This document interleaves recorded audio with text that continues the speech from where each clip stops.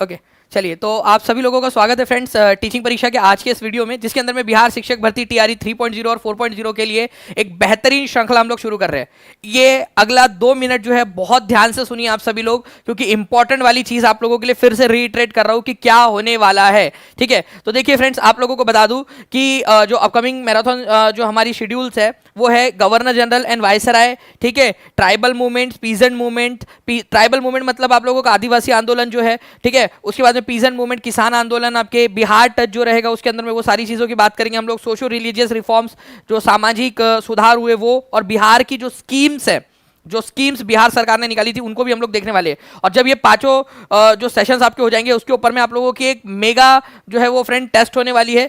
तो क्या करना है, आप लोगों ने फुल वीडियोस लाइव देखने हैं आप लोगों ने, जो भी ये पांचों सेशंस होने वाले हैं आप लोगों के अच्छे से आप लोग देखोगे। आप लोगों के लिए जो है फ्रेंड्स एक मेगा में रिवीजन सेशन भी लूंगा, उसको भी आपको लाइव देखना है, आपको टेस्ट देनी है और विन प्राइज। और मैं आप लोगों को बता दूं, यहां पर मैं आप लोगों के लिए बड़े वाले प्राइजेस है, ठीक है, इस सेशन के अंदर में, मतलब ये जो हम लोग इसमें करेंगे प्राइजेस बड़े आप लोगों के प्राइस आप लोगों को मिलेंगे। ठीक है, पहले जो 5 लोग रहेंगे उन लोगों के घर पे जो है वो गुडी बैग्स भी भेजा जाएगा, जिसके अंदर में टीचिंग परीक्षा की टी शर्ट, टीचिंग परीक्षा का जो बॉटल है, वो सारी चीज़ें, और कुछ एक पर्सनलाइज लेटर मेरे द्वारा, तो वो भी सारी चीज़ें आपके लिए भेजी जाएंगी, और साथ ही साथ इनाम भी। तो वो छोटी चीज़ें हैं इनाम में, बट मेन चीज़ है आपको पढ़ने मिलेगा, इसी बहाने आप रिवीजन कर लोगे। मेरा मेन उद्देश्य है आप लोगों को किसी भी तरीके से पढ़ा देना। चलिए पहले क्वेश्चन की तरफ में हम लोग आगे बढ़ते हैं फ्रेंड्स, पूरे सेशन ध्यान से अच्छे से देखिएगा। और सबसे पहले मैं यहाँ पर मैं उन सभी 2400 प्लस बच्चों का यहाँ पर मैं शुक्रिया अदा करना चाहूँगा जिन लोगों ने सेशन के पहले ही इसको लाइक्स कर दिए। ये वो बच्चे हैं जो कोर टीचिंग परीक्षा के मेंबर्स हैं। ठीक है, ये वो एनर्जी देते हैं कि सेशन स्टार्ट होते से ही सर बिल्कुल एकदम फॉर्म में एकदम मैं पढ़ा सकूं आप लोगों को। तो बहुत बहुत शुक्रिया आप सभी लोगों का। और पहले क्वेश्चन की तरफ में हम लोग आगे बढ़ते हैं। पहला क्वेश्चन आप लोगों के सामने ये रहा फ्रेंड्स, किस ब्रिटिश गवर्नर ने भारत में दास प्रथा को समाप्त किया? और ये आपको बताना चाहूंगा कि ये जो पूरे सेशंस है ये कैसे चलेंगे, ये मैं आप लोगों को पेड में पढ़ा रहा हूँ। पेड में पढ़ाने के बाद में यहाँ पर हम लोग यूट्यूब पे प्रैक्टिस कर रहेंगे, ठीक है, ताकि दोनों का ही भला हो जाए। जो पेड बच्चे उनकी प्रैक्टिस भी हो जाए, पढ़ने के बाद में वहाँ, जैसे अभी हम लोग ने थोड़ी देर पहले ये क्वेश्चन, मैं ये वाला कंटेंट मैंने वहाँ पढ़ाया है आपको। अभी आपकी जो थोड़ी देर पहले क्लास हुई थी, 12 बजे जो क्लास हुई थी पेड में, दास प्रथा को किसने समाप्त किया? अब आपकी प्रैक्टिस हो जाएंगी यहाँ पर में। तो दास प्रथा को समाप्त किया था किसने? तुम्हारे भाई एलन बोरो ने। ठीक है, तो ये एलन बोरो, तुम्हारा भाई एलन बोरो। ब्रो किसी को थोड़ी ना दास बनाएगा, तुम्हारा भाई किसी को दास बनाएगा क्या? नहीं ना। ठीक है, तो एलन बोरो आपको बताना चाहूंगा फ्रेंड्स इसके बारे में पूरी जानकारी। एलन बोरो पहली बात तो आज ही पढ़ाया, तो देखो अब रिवीजन कितने अच्छे से, जो बच्चा पढ़ रहा है उसकी रिवीजन कितने अच्छे से हो जाएंगे। और आप जितने भी बच्चे बात अभी भी देख रहे हैं जो यूट्यूब पे पढ़ रहे हैं उन लोगों की भी रिवीजन हो जाएगी। 1842 से लेकर, ठीक है, 1844 तक तुम्हारा भाई यहाँ पर में भारत के अंदर में गवर्नर जनरल ऑफ इंडिया रहा एलन बोरो। उसने 1843 में 1843 के अंदर में ये प्रथा को खत्म किया। अब ये प्रथा के बारे में थोड़ी सी जानकारी मैं आप लोगों को देना चाहूंगा। क्या थी बात? जो दास प्रथा है ना, इसको खत्म करने की जो बात थी, दास प्रथा या स्लेवरी जिसको बोलते हो आप लोग, इसको खत्म करने की बात की गई थी आपके चार्टर एक्ट में। चार्टर एक्ट, कौन सा वाला चार्टर एक्ट था? चलो जल्दी बताओ, अभी आज ही पढ़ाया है मैंने आपको। चार्टर एक्ट 1833 के अंदर में बात की गई थी। रूल नंबर कौन सा था? वो रूल नंबर 5 था, रूल नंबर 5। लेकिन उस समय इसको किया नहीं जा सका, तो इसको बाद में 1843 में एलन ब्रो ने जो है वो खत्म किया, एलन ब्रो ने। तो ये जो दास प्रथा 1843 में लॉर्ड एलन ब्रो ने खत्म की थी, उसका जड़ कहाँ थी, उसकी रूट कहाँ थी, जहां लिखा गया था कि हमें खत्म करने की कोशिश करनी है? चार्टर एक्ट 1833 में। एक और बात बताता हूं, ठीक है, इस चार्टर एक्ट 1833 को किस नाम से जाना जाता है? जल्दी से मुझे बताओ अगर आप लोगों को याद आ रहा है तो, क्योंकि थोड़ी देर पहले आपको एक और चीज बताया मैंने कि ये चार्टर एक्ट को एक नाम से जाना जाता है, एक आइलैंड है, ठीक है, उसके नाम से भी जाना जाता है। और वो क्वेश्चन आया हुआ है, एक्चुअल में वो क्वेश्चन आया हुआ है। ठीक है, मैं अगर यहाँ पर मैं आप लोगों को जो है मैं टीम से रिक्वेस्ट करूंगा कि वो क्वेश्चन जो है कि चार्टर एक्ट 1833 को और किस नाम से जाना जाता है तो वो बता दीजिए। यहाँ पर मैं देख पा रहा हूँ कि कुछ जो बच्चे क्लास में थे अभी थोड़ी देर पहले, वो लोग आंसर कर भी रहे हैं। ठीक है, तो सेंट हेलेना जो आइलैंड है, तो उसी के नाम पे इसको सेंट हेलेना एक्ट के नाम से भी जानते हैं इसको, इस पर्टिकुलर एक्ट को। ओके, तो ये हम लोगों ने अभी पढ़ा था थोड़ी देर पहले। चलिए आगे बढ़ते हैं हम लोग फ्रेंड्स। भारत में गुलामी को किस वर्ष अवैध घोषित किया गया? दास प्रथा या गुलामी या स्लेवरी को खत्म कर दिया गया? जल्दी बताइए आप सभी लोग। 4.5 मिनट के अंदर में 2500 के करीब बच्चे जुड़ चुके हैं फ्रेंड्स। नए नए रिकॉर्ड्स आप लोग बना रहे हो टीचिंग परीक्षा के मेंबर्स। चैनल को सब्सक्राइब भी जरूर करते रहेंगे जितने भी लोग देख रहे हैं, ताकि आप लोगों को सारे वीडियोज टाइम टू टाइम मिलते रहे। बताइए कौन से वर्ष खत्म किया गया था? D triple S B junior का क्वेश्चन बीपीएससी में भी पूछा जा सकता है 1843 में। किसने खत्म किया था? Revision is the key to success. जो रिवाइज करेगा उसको याद रहेगा एग्जाम में। एलन बोरो ने, ठीक है, एलन बोरो, ठीक है, एलन बोरो ने खत्म किया था इसको, बोरो, एलन बोरो, और 1843 में खत्म किया था इसने। इसकी जड़ जो थी 1833 के चार्टर एक्ट के अंदर में थी। नेक्स्ट क्वेश्चन की तरफ में आगे बढ़ते हैं फ्रेंड्स। ये क्वेश्चन आप लोगों को मैंने परसों के दिन पढ़ाया था पेड क्लास के अंदर में। आपको बताइए कि बक्सर की लड़ाई, बैटल ऑफ बक्सर जो है, उस समय में गवर्नर जनरल कौन थे? ठीक है, गवर्नर कौन थे बंगाल के? बंगाल के सारे गवर्नर्स के बारे में हम लोगों ने देखा हुआ है। बताइए इनमें से कौन थे गवर्नर बंगाल के? वो एक लिस्ट आपको दिया था, वो लिस्ट ये थी आपकी, ठीक है, कि रॉबर्ट क्लाइव पहले गवर्नर थे। कई सारे लोग रॉजर ड्रेक को मानते हैं, लेकिन रॉजर ड्रेक नहीं थे। कई कुछ बुक्स में मैंने आपको इसका कंफ्यूजन भी आपका दूर किया था, ठीक है। वो प्रेसिडेंट थे, जो काउंसिल थी उसके। पहला जो गवर्नर वाला पद था वो यहां से शुरू हुआ था रॉबर्ट क्लाइव से। रॉबर्ट क्लाइव कितने बार गवर्नर बने बंगाल के? रॉबर्ट क्लाइव 2 बार गवर्नर बने, ठीक है, 1857 से 1860 तक, और 1757 से 1760 तक, और 1765 से 1767 तक, ठीक है। इसी बीच यहां पर में 1760 से 1765 के बीच में हेनरी वेंसी टाट, ठीक है, ये गवर्नर थे बंगाल के। और इसी बीच बक्सर की लड़ाई हुई, ठीक है। बक्सर की लड़ाई कब हुई थी जल्दी बताओ चलो। बक्सर की लड़ाई जो हुई थी फ्रेंड्स वो हुई थी 1764 में। तो 1764 में कौन था, ठीक है, बताओ गवर्नर जनरल कौन था? मैं थी, तुम थी, कौन था? ठीक है, बताइए। तो बक्सर के लड़ाई के समय में हेनरी वेंसी टाट था, ये याद रखना है आप लोगों ने। वो कौन था जब भी बोलो ना तो वो रसोड़े में कौन था, वो वाला जो मीम था, वो वीडियो वायरल हुआ था, कितने लोगों ने देखा है? वो याद आ जाता है वो। चलिए बहुत बढ़िया, आप लोग आंसर कर रहे हो फ्रेंड्स। यहाँ पर मैं हेनरी वेंसी टाट। तो अब यहाँ पर मैं आप लोग देख सकते हो इस पर्टिकुलर क्वेश्चन का आंसर एक्चुअल एग्जाम में पूछा गया प्रश्न है टीआरई के अंदर में, तो आंसर हो जाएगा आप लोगों का हेनरी वेंसी टाट। इंपॉर्टेंट है, ठीक है, तो प्लीज इसको याद रखेंगे आप सभी लोग। और बक्सर की लड़ाई जो है आप लोगों की 1764 के अंदर में हुई थी, ये याद रखना है, गवर्नर थे। अच्छा, बक्सर की एक क्वेश्चन मैं आपसे पूछना चाहूंगा। अब यहाँ पर मैं आप लोगों के लिए इतना खर्चा हो गया मालिक, तो एक बात बताइए दो आप लोग, जो बैटल ऑफ बक्सर हुई थी, बक्सर की लड़ाई के बाद में कौन सी वाली ट्रीटी हुई थी? ट्रीटी मतलब संधि, कौन सी संधि हुई थी ये आप लोग बता देंगे मुझे, ठीक है। तो कौन सी संधि पर हस्ताक्षर किए गए थे इसके बाद में, बक्सर की लड़ाई के बाद में? ओके, ये आप लोग मुझे बता दोगे। आगे बढ़ते हम लोग फ्रेंड्स। यहां पर में निम्नलिखित में से किसने इंग्लिश ईस्ट इंडिया कंपनी का संस्थापक चार्टर जारी किया था? कोर्स कैसे ज्वाइन करना है? सिंपल सा एकदम, नीचे में आपका आप देखोगे नीचे में एक नंबर चल रहा है, ठीक है, टीचिंग परीक्षा का 7611101101 कोई भी नंबर पे कॉल कर लो, या फिर व्हाट्सएप भी कर सकते हो आप लोग, टीम मदद कर देंगी। या टीचिंग परीक्षा ऐप पर चले जाइए, वहां पर में भी आप लोगों के लिए वो हो जाएगा, वहां से भी आप डायरेक्टली कर सकते हो। देखिए, इंग्लिश ईस्ट इंडिया कंपनी का संस्थापक चार्टर किसने जारी किया था? चार्टर के अंदर में क्या बोला गया था? सन 1600 में। तारीख भी याद कर, आपको बताया मैंने, याद कराया है, 31 दिसंबर सन 1600 की बात है।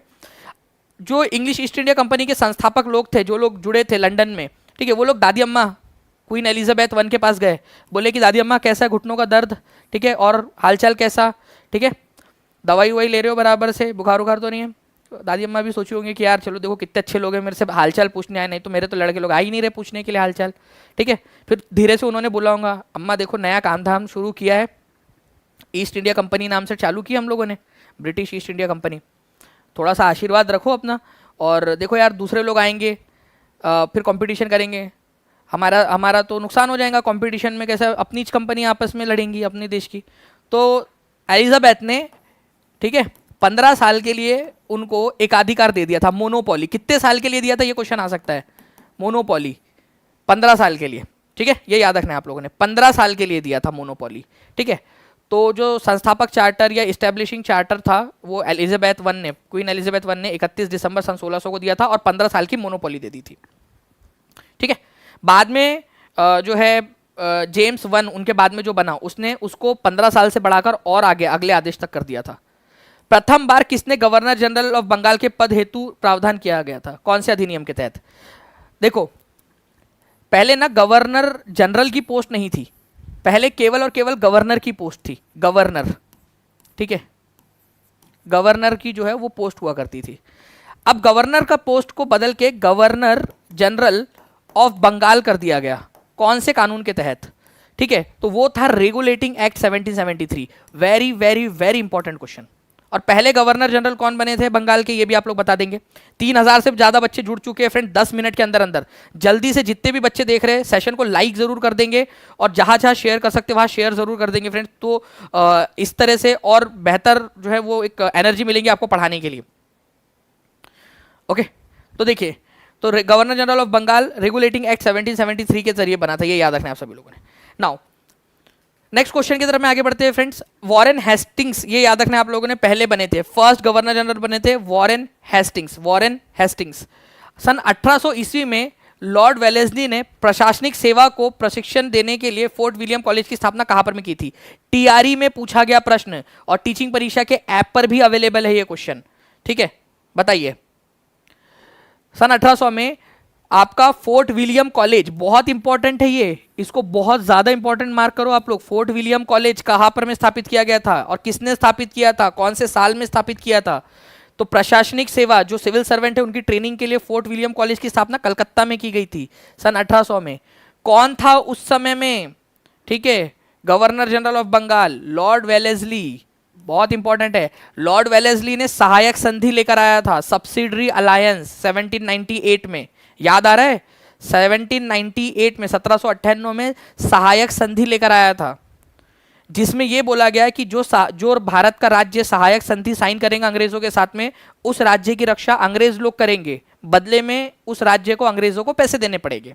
इसको सहायक संधि बोला गया। पहला राज्य जो था जिसने सहायक संधि पर हस्ताक्षर किए थे लॉर्ड वेलेस्ली की, वो था हैदराबाद। ठीक है, good. Now friends, subsidiary alliance जो है वो आपका किसके समय में आया था? क्यों बता दिया मैंने आप लोगों को, आप लोग अब आंसर कर दोगे, लेकिन मैं पोल दूंगा फिर भी आप लोगों के लिए। देखते हैं यहाँ पर मैं कितने लोग हैं। ठीक है, क्या बोलती पब्लिक, आएगा क्या 100%?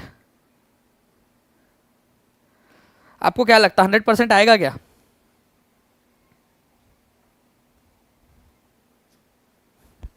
चलो बता दो आप लोग।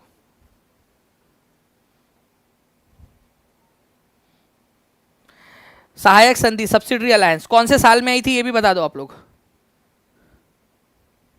वेरी गुड, क्या बात है। देखिए जो बच्चे क्लास में थे ना उन लोग आंसर कर रहे हैं, on fire. Fourth Anglo Mysore war, बताया था आप लोगों को कि चौथा एंग्लो मैसूर वॉर भी इन्हीं के समय में हुआ था, जिसमें टीपू सुल्तान की मृत्यु हो गई थी। बहुत बढ़िया। ठीक है, तो सब्सिडरी अलायंस जो है फ्रेंड 1798 में आया था। ठीक है, 1798 के अंदर में लॉर्ड वेलेस्ली लेकर आए थे। ओके, 87% लोगों ने ही आंसर किया यार, 100%, 90% भी नहीं हुए आप लोग तो। अभी बताया, रिवीजन इसलिए ज़रूरी है। और पहला राज्य कौन सा था जिसने इसको साइन किया था? आप लोग लिखो जल्दी से, हैदराबाद। ठीक है, फर्स्ट स्टेट कौन सा था जिसने साइन किया था? ठीक है, हैदराबाद। ठीक है, हैदराबाद जो रियासत थी उसने साइन कर लिया था। ठीक है, गुड। देखो सब्सिडरी अलायंस इन्होंने 1798 में साइन किया था। फोर्थ जो एंग्लो मैसूर वॉर था, अंग्रेज और मैसूर के बीच में वॉर, 1799 में हुआ था। अच्छा, इसमें किसकी मृत्यु हो गई थी चौथे एंग्लो मैसूर वॉर में? बताया आप लोगों को ना, इसको रिवीजन कराया था आपको। चौथा एंग्लो मैसूर वॉर के अंदर में किसकी मृत्यु हो गई थी? टीपू सुल्तान की। Revision is the key to success, Tipu Sultan. ठीक है, देखो दोनों तरह के बच्चे हैं, दोनों को रिवाइज करना है, दोनों को बता रहा हूं आप लोगों को। ठीक है, याद करते रहना है आप लोगों ने। टीपू सुल्तान की मृत्यु हुई थी 1799 के अंदर में, ये क्वेश्चन ऑलरेडी आ चुका है। टीपू सुल्तान की मृत्यु कब हुई थी? 1799 के अंदर में। ठीक है, दूसरे नंबर का जो एंग्लो मराठा वॉर है वो भी इन्हीं के समय में हुआ था, लॉर्ड वेलेस्ली के समय में।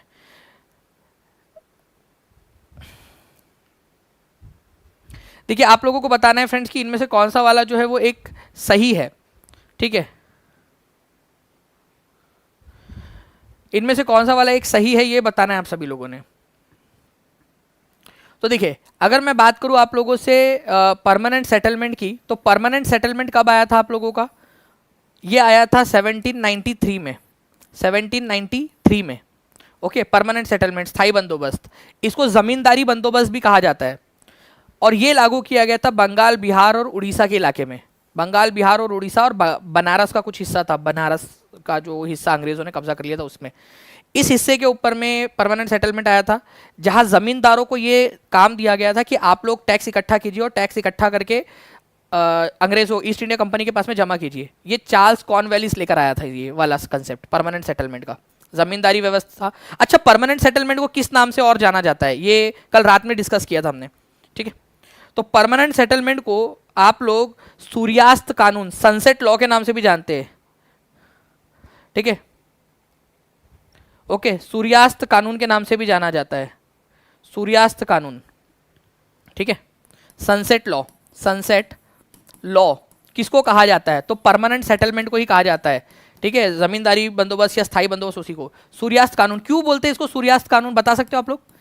क्योंकि जो भी तारीख दी गई है, सूर्यास्त कानून इसको बोलते थे आप लोग, क्योंकि जो तारीख दी गई है जमींदारों को कि इस तारीख को तुमने पैसा टैक्स इकट्ठा करके हमारे पास में जमा करवाना है, किसानों से टैक्स इकट्ठा करके, उस दिन के सूर्यास्त तक अगर आपने पैसा जमा नहीं कराया, ठीक है, तो तुम्हारी जमींदारी जो है वो खत्म, और तुम्हारी जमींदारी जो है वो किसी और को दे दी जाएंगी। इट जस्ट लाइक के जो है तुम्हारे जो प्रेमिका है उसके उनके पिताजी ने तुमसे कहा है कि ये बैग लो और इसमें अपने पैसे से अपने जाओ, अपने दम पे 1 लाख रुपए कमा के लाओ। अगर तुमने जो है वो 1 जनवरी की सूरज डूबने से पहले तुमने नहीं लाया तो इसकी शादी कहीं और करा दूंगा, वैसा वाला। तो वही है कि अगर तुमने इतने तारीख, मतलब एक दिन डिसाइड होता था, अगर उस दिन तक तुमने पैसे जमा नहीं करवाए तो क्या होगा कि तुम्हारी जमींदारी किसी और को दे दी जाएगी, ठीक है। चलिए, नाउ फ्रेंड्स, कॉर्नवेलिस के समय में परमानेंट सेटलमेंट आया था, ठीक है। थर्ड एंग्लो मैसूर वॉर हुआ था इसके समय में, तीसरा एंग्लो मैसूर युद्ध। एंग्लो मैसूर युद्ध कितने हुए हैं टोटल, अब ये क्वेश्चन आ जाए तो, ठीक है, बताओ एंग्लो मैसूर युद्ध कितने हुए? 4 हुए हैं टोटल, ठीक है, 4, जिसमें से तीसरा वाला लॉर्ड कॉर्नवेलिस के समय में हुआ था, और श्रीरंगपट्टनम का संधि इस समय में साइन हुई थी तीसरे एंग्लो मैसूर युद्ध के बाद में। 1790 से 1792 तक ये युद्ध हुआ। ये युद्ध खत्म हुआ, टीपू सुल्तान हार गया।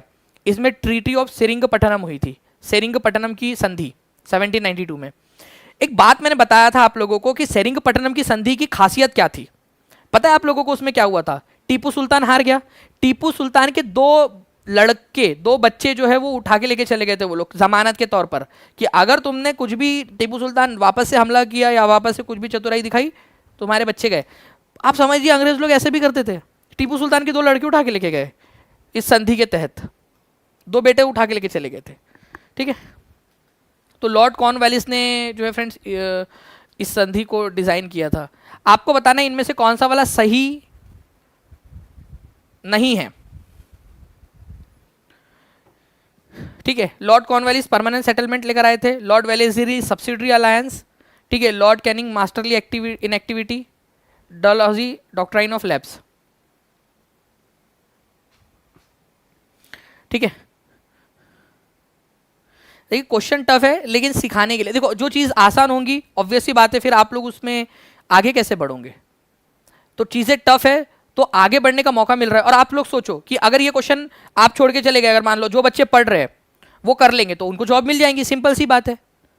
तो जो बच्चा पढ़ रहा है उसको जॉब मिल जाएगी क्योंकि वो जो है टफ चीज़ें कर रहा है, वो जो चीज़ें एग्जाम में पूछी जा सकती वो चीज़ें कर रहा है वो।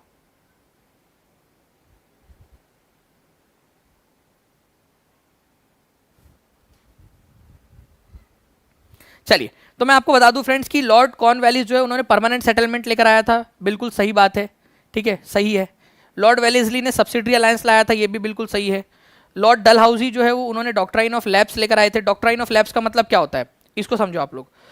डॉक्ट्राइन ऑफ लैप्स का मतलब होता है कि अगर आपका खुद का पर्सनल प्राइवेट बेटा नहीं है, देखो ये है राजू, ठीक है, राजू जो है वो अपने युद्ध करने में बहुत ज़्यादा व्यस्त रहा, उसकी 100 रानियाँ थी, ठीक है, राजू की, बट राजू के ऊपर में काम का बड़ा बोझ था यार, पूरा साम्राज्य संभालना है।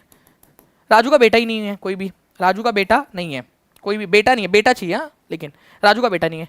तो अब क्या होगा कि राजू के पास में बेटा नहीं है, तो ये जो राजू लैंड है, ठीक है, राजू लैंड उसका राज्य, वो क्या किया जाएगा, अब अंग्रेज लोग इस पर कब्जा कर लेंगे। इसको बोला जाता है डॉक्ट्राइन ऑफ लैप्स। अगर आपका खुद का पर्सनल प्राइवेट बेटा नहीं है तो आपका राज्य जो है वो अंग्रेज लोग हड़प लेंगे। तो ये संधि कौन लेकर आया था ये पॉलिसी, डॉक्ट्राइन ऑफ लैप्स की, लॉर्ड डलहौजी।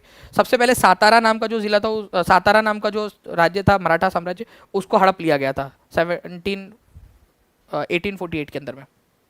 तो ये भी बिल्कुल सही है। लॉर्ड कैनिंग ने मास्टरली इनएक्टिविटी नहीं किया था। मास्टरली इनएक्टिविटी जो थी फ्रेंड्स वो किया था लॉर्ड जॉन लॉरेंस ने। ठीक है, एक छोटे समय के लिए आए थे वो जॉन लॉरेंस 1864 से 69 के बीच में। ठीक है, उन्होंने बोला भाई कुछ भी मत करो, चुपचाप से जो हो रहा है वैसा चलने दो, जॉन लॉरेंस। तो मास्टरली इनएक्टिविटी, उच्चतम निष्क्रियता, किसका कंसेप्ट था? जॉन लॉरेंस का। मैं बता देता हूँ यहाँ पर, मैं John Lawrence, John Lawrence, Lawrence. ठीक है, 17 यहाँ पर मैं 1864 से 69 तक ये रहे भारत के अंदर में। ओके, और इनका मानना था भाई कुछ मत करो, इसी वजह से शायद आप लोगों ने जो है ना इनका नाम ज़्यादा सुना नहीं होगा, लॉरेंस। ओके, तो इन्होंने हस्तक्षेप करना सही नहीं समझा। ठीक है, और उस समय में अफगानिस्तान के शासक थे शेर अली, उनसे दोस्ती कर ली थी उन्होंने। ओके, इन्होंने अकाल समिति बनाई थी ताकि जो अकाल वगैरह आते हैं उसके ऊपर में एक्शंस वगैरह लिए जा सके, बट बाकी ऐसा उन्होंने कुछ नहीं किया। मास्टरली इनएक्टिविटी, अफगानिस्तान के केस में स्पेशली मास्टरली इनएक्टिविटी, कुछ मत करो, शांत बैठे रहो वाला काम। तो ये वाला आपका गलत है, कैनिंग का नहीं था वो। Treaty of Sugauli, very very very important, और मुझे लगता है कि ये आंसर जो मेरे बच्चे हैं वो इसका आंसर बहुत अच्छे से दे पाएंगे। फिर भी मैं पोल दूंगा यहाँ पर, मैं पोल तो मैं दूंगा इसमें आप लोगों को। ठीक है, बताओ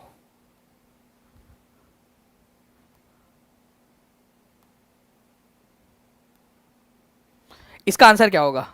ट्रीटी ऑफ सुगोली, सुगोली की संधि कौन से इसमें साइन हुई थी? जल्दी जल्दी से फ्रेंड्स, 5000 लाइक्स का टारगेट है हमारा, 3800 लाइक्स आप लोगों ने कर दिए हैं केवल जो है 20 मिनट के अंदर में शुरुआत के। तो जल्दी जल्दी से सेशन को लाइक एंड शेयर करते रहेंगे तो हमारा टारगेट भी कंप्लीट हो जाएगा यहाँ पर में, और पढ़ाने में मजा आ जाएगी। ट्रीटी ऑफ सिगोली, तो देखिए पहली बात तो सुगोली की संधि किसके किसके बीच में साइन हुई थी? पहला प्रश्न, 1 नंबर यहाँ मिलेगा आप सब लोगों को। ठीक है, वो थी, ठीक है, ईस्ट इंडिया कंपनी और नेपाल के बीच में हुई थी। नेपाल के बीच में जो युद्ध हुआ था इसको गोरखा युद्ध भी कहा जाता है, गोरखा, ठीक है, वॉर भी कहा जाता है। और क्या कहा जाता है इसको? नल पानी या नाला पानी या नल पानी, जो भी आप लोग इसको प्रोनाउंसिएट करना चाहो, नल पानी वॉर भी इसको कहते हैं आप लोग, नल पानी वॉर। तो नल पानी वॉर या फिर गोरखा वॉर किसके किसके बीच में हुआ था? इंडिया और नेपाल, ईस्ट इंडिया कंपनी और नेपाल के बीच में हुआ था। ठीक है, ये वॉर चला था आपका 1814 से लेकर, पहला एंग्लो नेपाल वॉर, ठीक है, 1814 से लेकर 1816 के बीच में, और 1816 के अंदर में ये संधि साइन हुई थी, 1816 में। ठीक है, तो आंसर क्या होगा? 1816, सिंपल। ठीक है, तो जितने भी लोगों ने यहाँ पर मैं आंसर लगाया मैं आपको बता दूं 1816 इज द करेक्ट आंसर। ठीक है, और आज मैंने इसको पढ़ाया है आपको, सुगौली की संधि पूरी अच्छे तरीके से बताया है क्लास के अंदर में, और इसीलिए चाहता हूँ कि यूट्यूब वाले बच्चे जो है ना उन लोगों को भी रिवीजन हो जाए, और जो पेड वाले बच्चे उन लोगों की प्रैक्टिस हो जाए। ठीक है, तो ट्रीटी ऑफ सुगौली कब हुई थी आप लोगों की? 1816 में। ये प्रीमियम कंटेंट है फ्रेंड्स, प्रीमियम लेवल का क्वेश्चन आप लोगों के। सुगौली किसके किसके बीच में? पहली बात तो ईस्ट इंडिया कंपनी और नेपाल के बीच में युद्ध हुआ, एंग्लो नेपाल वॉर इसको कहा जाता है। दूसरा नंबर का क्वेश्चन आप लोगों से पूछा जा सकता है, क्या नाम से जाना जाता है इसको?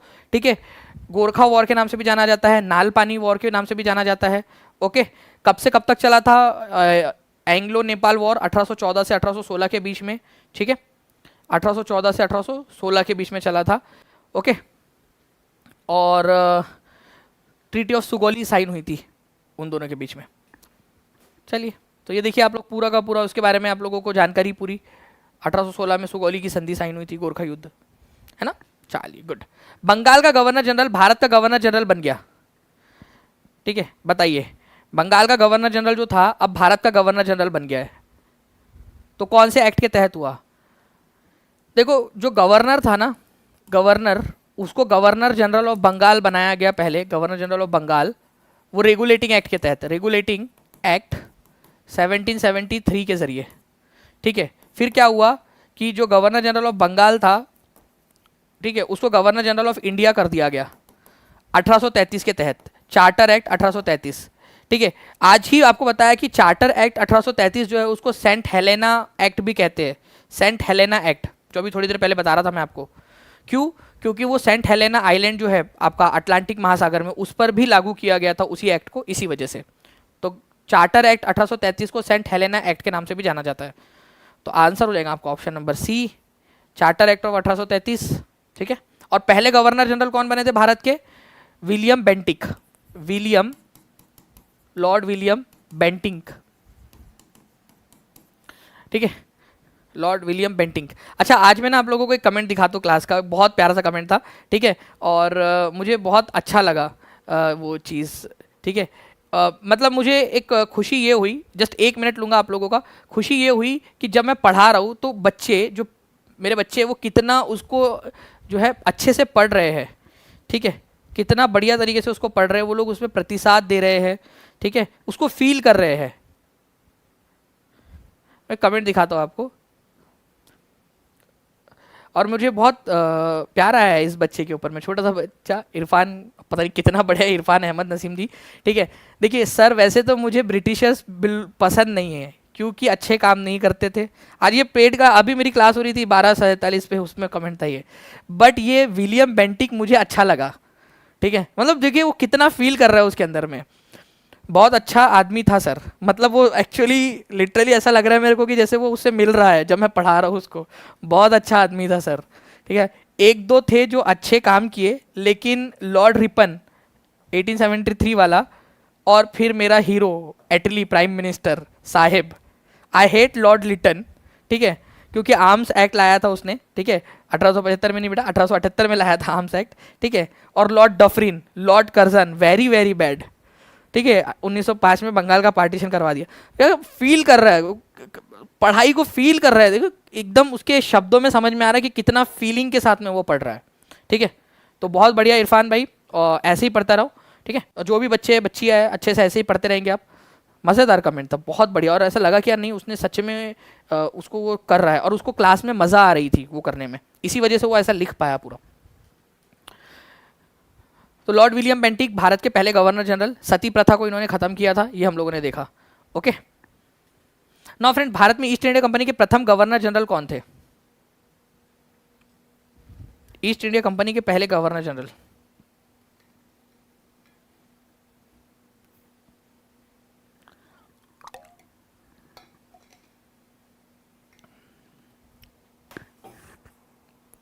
सर रिलेट करके पढ़ने से अच्छे से याद रहता है, बिल्कुल फातिमा जी, और यही हम करते भी है, रिलेट करके पढ़ते हैं सारी चीज़ों को। तो देखिए लॉर्ड जो है यहाँ पर में आपके कौन हो जाएंगे? गवर्नर जनरल, भारत के पहले गवर्नर जनरल बोला है, या फिर यहाँ पर में क्या बोला है? भारत में ईस्ट इंडिया कंपनी के प्रथम गवर्नर जनरल। अब देखो यहाँ पर मैंने गवर्नर जनरल भारत में बोला है, भारत में, भारत का गवर्नर जनरल नहीं बोला है, first governor general of east India बोला है। अब गवर्नर जनरल वाली पोस्ट कब बनी थी?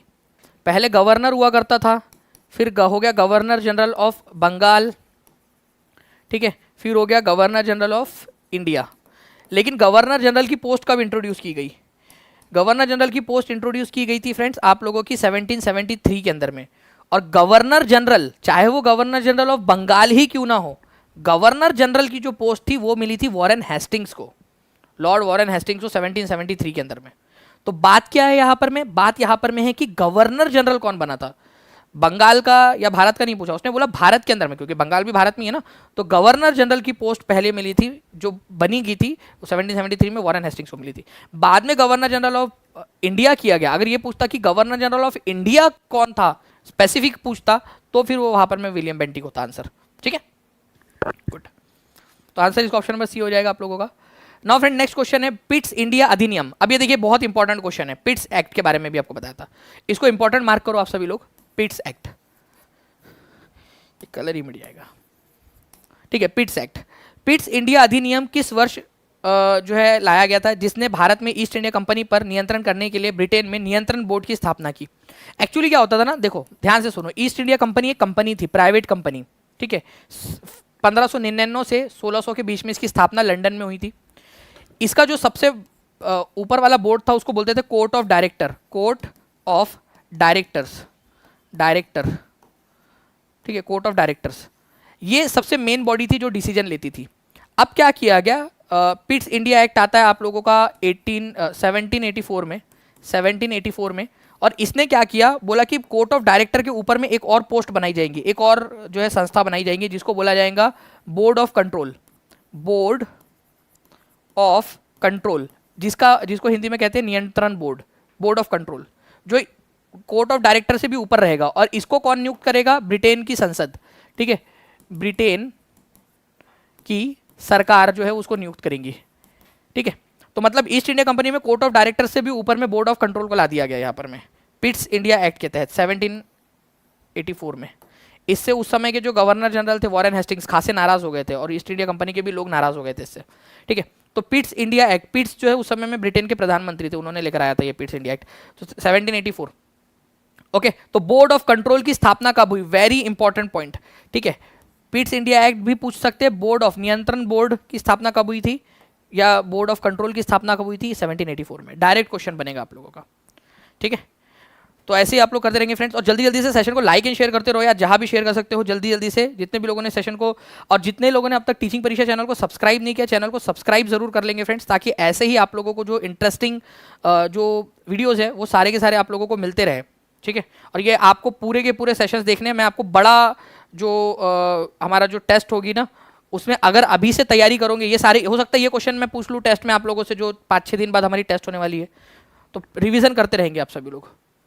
बोर्ड ऑफ कंट्रोल दे दिया गया, ठीक है, कोर्ट ऑफ डायरेक्टर से भी ऊपर में, ठीक है, ये याद रखना है आप सभी लोगों ने। अच्छा, पहली बार, ठीक है, पहली बार ये बोला गया कि ईस्ट इंडिया कंपनी की जितनी भी ज़मीन भारत में है वो किसकी है? ब्रिटिशर्स की है। तो ईस्ट इंडिया कंपनी ने भारत में जितना भी हिस्सा जीता है, they are nothing but, these are nothing but British territories in India, ठीक है। तो क्या बोला गया? ब्रिटिश पोजीशन है, भारत में ब्रिटिश की ज़मीन है वो। मतलब ईस्ट इंडिया कंपनी ने इतनी मेहनत करके जो पूरा का पूरा भारत में इलाका जीता था, भारत पर कब्जा किया था, पहली बार पिट्स इंडिया एक्ट के अंदर में क्या बोल दिया गया कि भाई जितनी भी ईस्ट इंडिया कंपनी की ज़मीन है भारत के अंदर में, जितना भी उन्होंने जीता है वो सब ब्रिटिश पोजीशन है इंडिया के अंदर में, मतलब ब्रिटिशर्स की टेरिटरी है वो।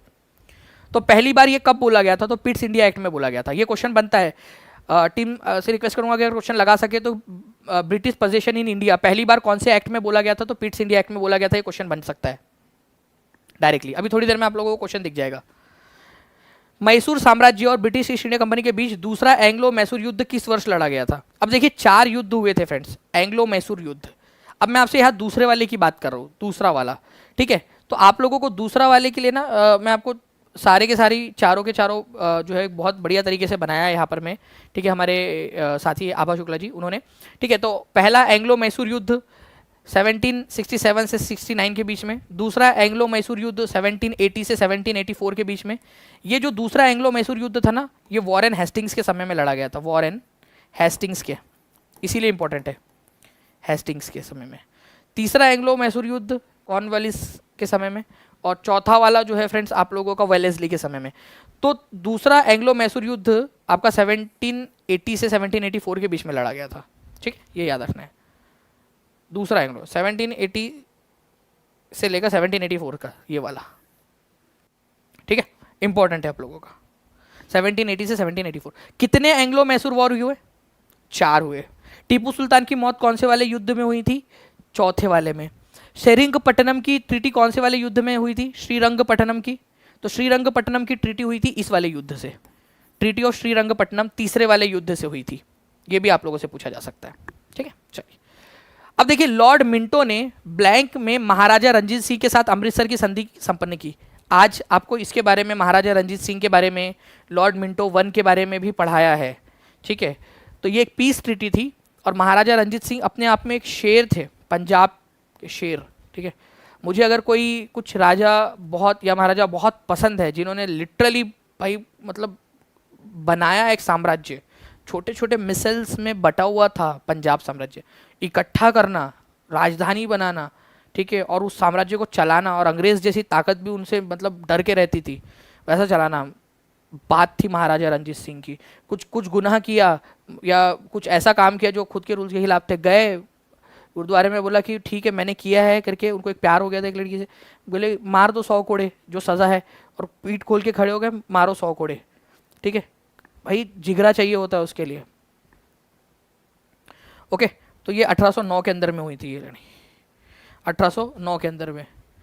तो महाराजा रंजीत सिंह के साथ में अमृतसर की संधि लॉर्ड मिंटो वन जो थे उन्होंने साइन की थी। लॉर्ड मिंटो वन जब गए थे ये अमृतसर की संधि साइन करने रंजीत सिंह के साथ में, तो उस समय में उनके साथ में थे चार्ल्स मेटकाफ।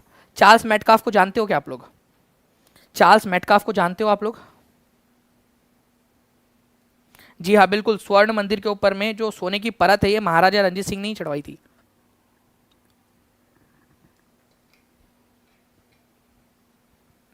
बताइए जल्दी से चार्ल्स मेटकाफ के बारे में। चार्ल्स मेटकाफ जो है भारत के अंदर में प्रेस के मुक्तिदाता जो कहे जाते हैं ना, ये इनके साथी थे। बाद में जाकर देखो कितने साल बाद, ये 1809 की बात है, कितने साल बाद वो 1835 के अंदर में वो बने भारत के गवर्नर जनरल। कितने साल बाद बने? माइनस कर लो आप लोग 1835 में से 1809 को, तो आपको आंसर मिल जाएगा कितने साल बने भारत में प्रेस के मुक्तिदाता। तो आप समझिए काम करना पड़ता है, मेहनत करनी पड़ती है, तब जाके, ऐसा नहीं कि आए गए और फटाक से बन गए भारत के गवर्नर जनरल। वो काम किया था उन्होंने भारत में लंबे समय तक। श्रीरंगपट्टनम की संधि किस युद्ध के अंत में हस्ताक्षरित की गई थी? मैं आपको बता दूं फ्रेंड्स, आप लोगों के लिए पीजेंट मूवमेंट जो भी किसान आंदोलन है पूरे के पूरे, ट्राइबल मूवमेंट जो भी आदिवासी आंदोलन है आप लोगों के, ठीक है, स्पेशली बिहार से रिलेटेड वाला टच जो है वो भी मैं कराने वाला हूँ। पहले मैं पेड में कराऊंगा उसको, ठीक है, और उसके बाद में फिर वाईटी के ऊपर मैं उसकी प्रैक्टिस करवाने वाला हूँ, ठीक है। तो दोनों का भला हो जाएगा उसमें। एक मैंने वीडियो बनाया था, तो प्लीज़ उस वीडियो को ज़रूर जाकर देख लेना, और आपको उसमें समझ में आ जाएगा कि किस तरीके से आप लोगों के लिए फ्लो रहने वाला है सारा का सारा, ठीक है। तो श्रीरंगपट्टनम की संधि जो है फ्रेंड्स तीसरे एंग्लो मैसूर वॉर के बाद हुई थी। कब हुई थी? मैं आपको ना साल भी याद करवा सकता हूँ, 1792 में हुई थी ये, ओके। तीसरे एंग्लो मैसूर वॉर। श्रीरंगपट्टनम के अंदर में क्या हुआ था? इस संधि के तहत टीपू सुल्तान के 2 बच्चों को अंग्रेज उठा के लेके चले गए थे। बड़े जालिम थे यार। सोचो उनकी माँ जो होगी ना, जो उन 2 बच्चों की, उन पर क्या बीत रही होंगी कि क्या हो गया है ये, मतलब मेरे बच्चे उठा के लेके चले गए यार ये लोग।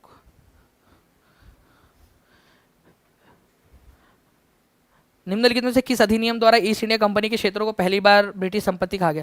मैंने एक जो है एक सीरीज थी भारत एक खोज, ठीक है, दूरदर्शन पर आती थी, वो देखा था। उसमें ना वो मार्मिक दृश्य दिखाया गया है, मतलब लिटरली एक दिल ना रो पड़ता है जब वो दृश्य देखा था कि यार वो 2 बच्चों को ले जा रहे हैं अंग्रेज लोग, और वो बच्चे लोगों को टीपू सुल्तान हिम्मत दे रहा है कि नहीं तुम शेर के बच्चे हो, ठीक है, और उनकी मम्मी यहाँ रो रही है, ठीक है, बच्चे लेके जा रहे हैं, और बच्चे लोग जो है वो हिम्मत दिखा रहे हैं कि हम जाएंगे करके। वो एक दृश्य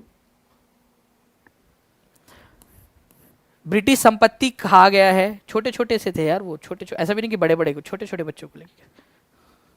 पिट्स इंडिया एक्ट के तहत कहा गया था 1784 के अंदर में। DSSB TGT के अंदर में पूछा गया प्रश्न आप लोगों का, डायरेक्टली आप देख सकते हो, ठीक है। पहली बार बोला गया कि भाई ईस्ट इंडिया कंपनी का जो भी संपत्ति है भारत में वो ब्रिटिश संपत्ति एक्चुअल में, पहली बार दावा ठोक दिया। इसका एक एग्जाम्पल भी दिया था कल रात में मैंने आप लोगों को, कि इस तरीके से आप समझिए कि आप जो है बहू हो और आपने कार खरीदी, टीचर बन गए आप, अपने पैसे से बचा बचा के कार खरीदी, और आपकी सास बोल रही है कि अब जो ये तुम्हारी गाड़ी है ना ये मेरी है, मतलब मेरी संपत्ति है, तुम चला रही हो बस, मेरी संपत्ति है। आपने पूछा कैसे? भाई बेटा मेरा है, मैंने बेटा बड़ा किया, तुम उसकी पत्नी हो, तो तुम्हारी जो संपत्ति है वो एक्चुअल में मेरी संपत्ति है। ऐसा बोलकर एनालॉजी समझो, ब्रिटिशर्स ने ईस्ट इंडिया कंपनी को अपना संपत्ति घोषित कर दिया। नहीं आ पाए थे निभा ठाकुर, नहीं आ पाए थे। Now friends, in which year, भाई टीआरई का क्वेश्चन लो, इसका आंसर हर कोई बच्चा करेगा, मैं पोल दे रहा हूं, हर एक बच्चा आंसर करेगा पोल के अंदर में, और हो सके तो कमेंट में भी आंसर कर देना। 4500 प्लस लाइक्स हो चुके हैं फ्रेंड्स, जल्दी जल्दी से 500 बचे हुए, तो आप सभी लोग क्योंकि प्यार 2 तरफा होना चाहिए, एक तरफा प्यार जो है ना कोई काम का नहीं रहता, दोनों तरफ से होना चाहिए, दोनों तरफ से एफर्ट्स होने चाहिए। तो आप भी जल्दी से करते जाइए, तो मैं उतना ज़्यादा फिर पूरी टीम भी आपके लिए काम करती रहेगी।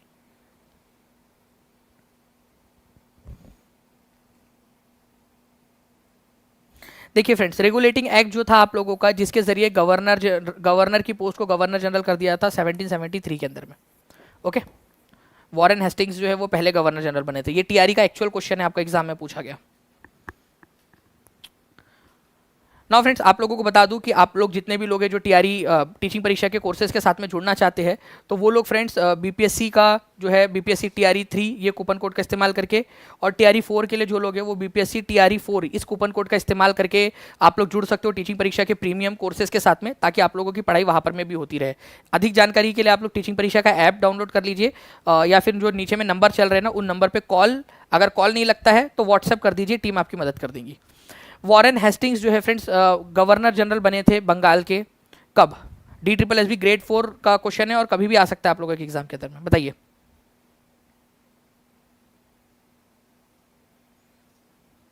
देखिए, अगर मैं बात करूं वॉरेन हेस्टिंग्स की, तो वॉरेन हेस्टिंग्स जो है फ्रेंड्स बंगाल के पहले गवर्नर जनरल बने थे 1773 में रेगुलेटिंग एक्ट के तहत।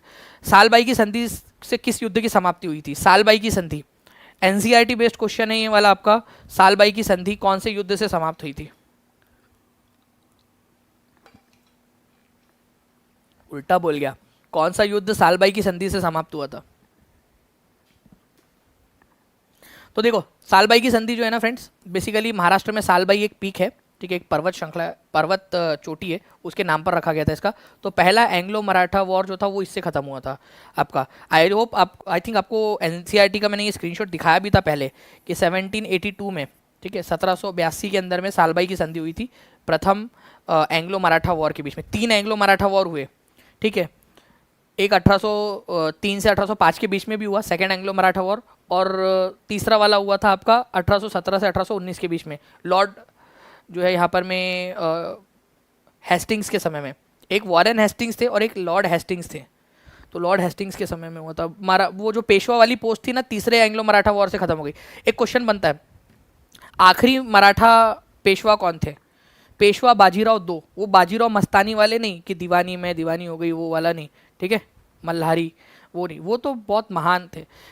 बाजीराव 2, पेशवा बाजीराव 2 वो आखिरी पेशवा थे, और उनकी पेशवाई खत्म कर दी गई 1819 में, तीसरे एंग्लो मराठा वॉर के बाद। तो आपसे पूछ सकते कि कौन सा मराठा वॉर था जिसके तहत पेशवा की पोस्ट को समाप्त कर दिया गया, ठीक है, तो वो था तीसरा एंग्लो मराठा वॉर। और पेशवा को जो बाजीराव 2 थे उनको फिर वो कानपुर में, बिठूर के पास में कानपुर में, वहां पर मैं बोला कि तुम उधर रहो करके, महाराष्ट्र में रहोगे उधर इलाके में तो तुम भसड़ मचाओगे। In which of the following treaty ended the first Anglo Maratha war? देखिए एग्जाम का क्वेश्चन डायरेक्टली, बताइए जल्दी जल्दी से। निम्न में से किस संधि के द्वारा प्रथम अंग्रेज मराठा युद्ध का अंत हुआ? तो ये अंत हुआ था आप लोगों का फ्रेंड्स, ठीक है, सालबाई की संधि के तहत। अच्छा ईयर बता दो जल्दी से, सालबाई की एनसीईआरटी में दिया हुआ है डायरेक्टली, ईयर बता दो। ये देखो आप एनसीईआरटी में दिया हुआ है ना, 1782 के अंदर में सालबाई की संधि, तो पूछ सकते हैं 1782 में। 1773 के रेगुलेटिंग एक्ट के बाद निम्नलिखित में से किस ब्रिटिश अधिकारी को गवर्नर जनरल के पद पर पदोन्नत किया गया? पहले वो गवर्नर थे, गवर्नर ऑफ बंगाल, ठीक है, अब उनको कर दिया गया governor general of Bengal, India नहीं है, गवर्नर जनरल ऑफ बंगाल कर दिया गया, ठीक है। तो वो थे वॉरेन हेस्टिंग्स, ठीक है, वॉरेन हेस्टिंग्स। अच्छा एक और चीज़ थी, रेगुलेटिंग एक्ट के तहत सुप्रीम कोर्ट बनाया गया था, ठीक है, पता है आप लोगों को, कलकत्ता में रेगुलेटिंग एक्ट के तहत। तो कलकत्ता में सुप्रीम कोर्ट की स्थापना कौन से एक्ट के तहत की गई थी? रेगुलेटिंग एक्ट 1773 के तहत की गई थी। ये भी क्वेश्चन बन सकता है एग्जाम के अंदर में। निम्नलिखित में से मराठा साम्राज्य का अंतिम पेशवा कौन था? ये आंसर हर कोई बच्चा करना चाहिए भाई, एनसीईआरटी बेस्ड क्वेश्चन है, और मैं उम्मीद करता हूँ कि आप हर एक बच्चा इसका आंसर करेगा। मुझे लगता है पीआरटी के जीएस में 6 to 8 के अंदर में, 9, 10th में, 11, 12 में कहीं पे भी पूछा जा सकता है ये क्वेश्चन। बताइए मराठा साम्राज्य का अंतिम पेशवा कौन था? तो वो थे बाजीराव द्वितीय, ठीक है, 1819 के अंदर में इनकी पेशवाई खत्म कर दी गई थी, ठीक है। तो आंसर उसका ऑप्शन नंबर डी हो जाएगा। अब देखिए एक बहुत इंपॉर्टेंट क्वेश्चन मैं आपको बता दूं, ये क्वेश्चन मैक्सिमम लोगों को नहीं पता होगा। कल मैंने आप लोगों से, बच्चों से पूछा भी था पेड क्लास में, कितने लोगों को पता है? मैक्सिमम लोगों ने बोला था सर नहीं पता था, आज पहली बार सीखने के लिए मिला। निम्नलिखित में से किसने सबसे पहले भगवत गीता का अंग्रेजी में अनुवाद किया था, और किसके समय किया था, ये भी आप लोग बता दो मेरे को। चलो जितने भी बच्चे यहाँ पर में हैं जिन्होंने कल का लेक्चर देखा था वो तो बहुत आसानी से कर दे रहे हैं आंसर। हमें अब पता है सर, अब याद हो गया है। चलो अच्छी बात है, क्लास में आपने कल देख लिया है, रात में याद हो गया। और ये आपकी अब प्रैक्टिस हो रही है, और जो यूट्यूब वाले बच्चे प्लीज इस क्लास को बार बार रिवीजन करके देखना, आपकी भी प्रैक्टिस हो जाएगी। तो भगवत गीता का अंग्रेजी में अनुवाद किसने किया था? तो चार्ल्स विल्किंग्स ने किया था। चार्ल्स विल्किंग्स ने किसके समय में किया था? तो ये किया था उन्होंने वॉरेन हेस्टिंग्स के समय में। Warren Hastings governor general of Bengal थे उस समय में, ठीक है, वॉरेन हेस्टिंग्स के समय में। ओके, तो क्या होता है कि एशियाटिक सोसाइटी ऑफ बंगाल की स्थापना हुई थी। 2-3 क्वेश्चन बता रहा हूँ एक साथ।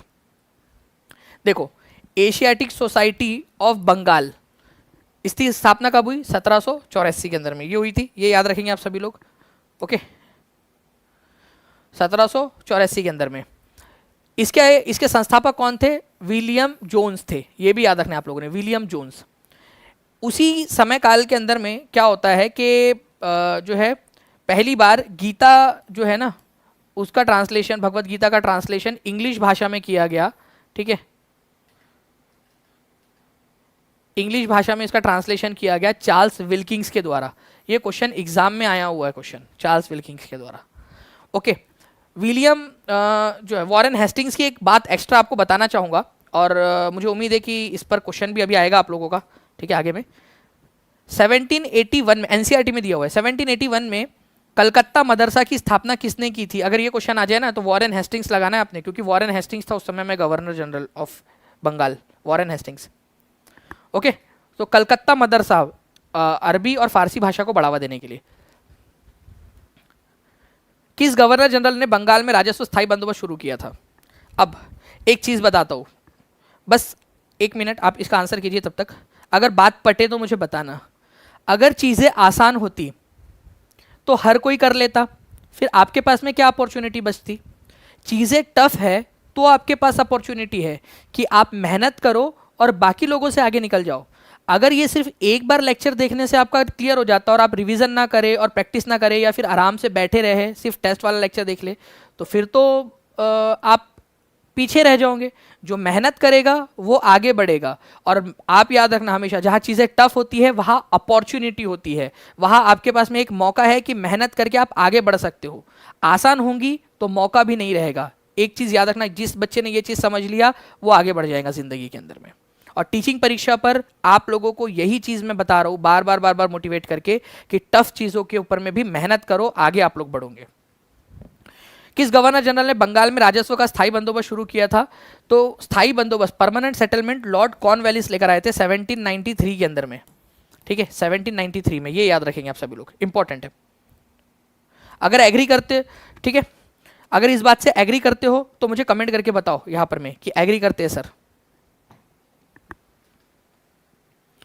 1793 में लॉर्ड कॉर्नवालिस द्वारा बंगाल में राजस्व का स्थायी निपटाना जो है, या स्थायी बंदोबस्त जो है, ये शुरू किया था लॉर्ड कॉर्नवालिस ने। आपको पता है लॉर्ड कॉर्नवालिस जो है वो भारत में 2 बार जो है वो गवर्नर जनरल बने। कितने लोग जानते हैं ये बात को? और जो पेट में पढ़े उन लोगों को तो पता ही होगा, क्योंकि उनको बताया है मैंने डायरेक्टली, ठीक है। तो जो गवर्नर ये है आपके लॉर्ड कॉर्नवालिस, इनकी कब्र भारत में है।